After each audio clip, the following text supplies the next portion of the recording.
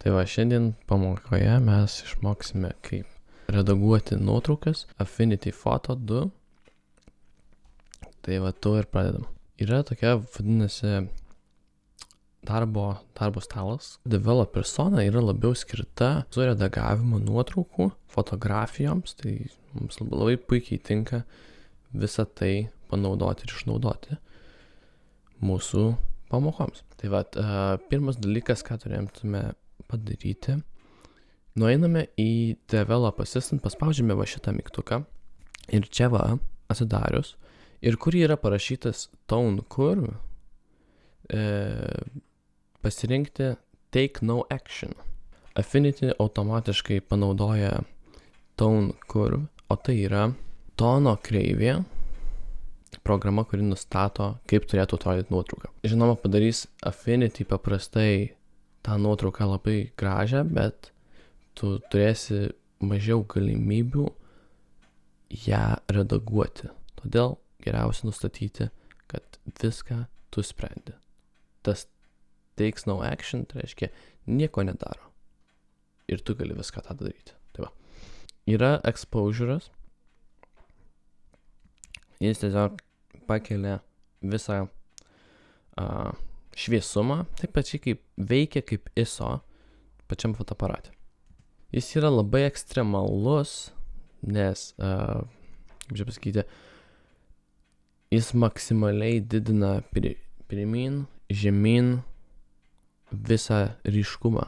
Labai minimaliai reikia naudoti tokį dalyką kaip exposure Affinity Photo. Pakeisti šviesumą, labiau, kad būtų natūraliau pakeistas šviesumas, geriausia naudoti brightness arba šviesumas. Black point tai yra juodasis taškas, tamsiausia tavo vieta nuotraukoje. Paspaudus prie exposure tą pažymėjimą galima pasižiūrėti, kaip atrodė prieš ir po. Yra kontrastas, clarity, saturation, vibrance. Kontrastas yra kontrastas. Clarity yra ryškumas, detalumas.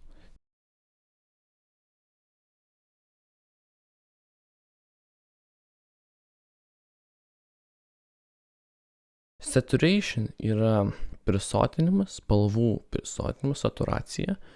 Ir vibrance, gyvybingumas, pačių spalvų gyvybingumas. Jis netaip veikia kaip prisotinimas, nes jis įdeda spalviškumo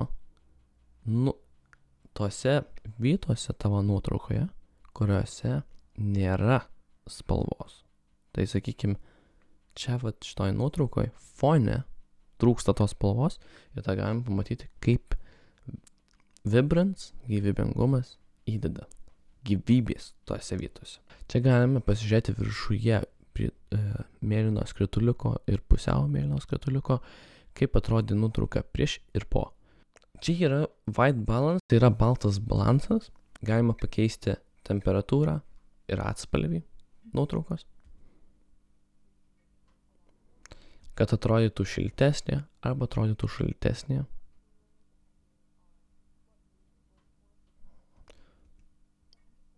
O atspalvį galima keisti į, matote, žalią ir violetinę, bet man nelabai jis patinka, nes jis tokį sukuria nenatūralų įvaizdį, bet kartais gali būti tikrai naudingas. Paskutinė sekcija, neskaitant profiles, tai yra shadows, highlights ir tai yra, kaip buvau išvertęs, šešėliai ir šviesos akcentai. Ir šitas yra labai naudingas. Kiekvieną šešėlį galim paryškinti. Affinity turi įdomią charakteristiką, kad naudojant brightness, highlightai, pavyzdžiui, šita balta suknelė visiškai išdegė, balta. Bet jeigu mes sumažinsime dabar šviesos akcentus ir susitvarko nuotrauka automatiškai.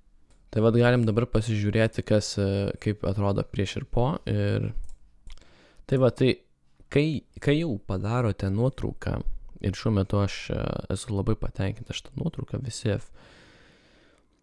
efektai gerai nustatyti ir gerai veikia. Mes galime nueiti į viršų,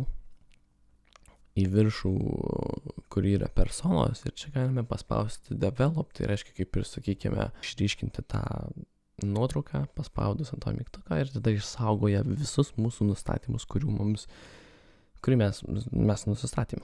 Viskas. Ir dabar vėl grįžtame į pagrindinį Affinity puslapį, kurį yra visi įrankiai, kuriuos mes matome dabar. Daug yra įrankių kairėje pusėje. Noriu įdėti kontrasto šitoje nuotraukoje, bet tik pritaikant ant jos odos. Nenoriu gauti kontrasto ant visos nuotraukos, tik ant odos. Paspaudus Ctrl I, jis pasikeičia ir nieks dabar neveikia. Tada mes pasimsime šepetėlio įrankį, apkeisime spalvas, kad priekinė spalva būtų balta.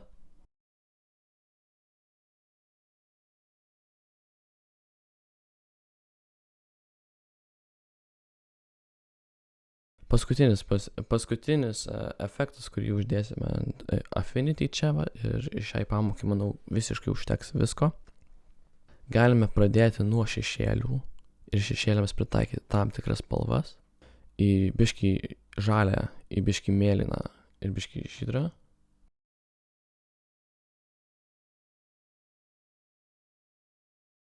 Midtones, tai yra, midtone vadinasi, kaip mes jūs vadinam, vidutiniai arba vidurtoniai, ir įdėti biškį geltonumo. O vat pavyzdžiui, šviesus akcentai mes galime irgi įdėti šiltumo.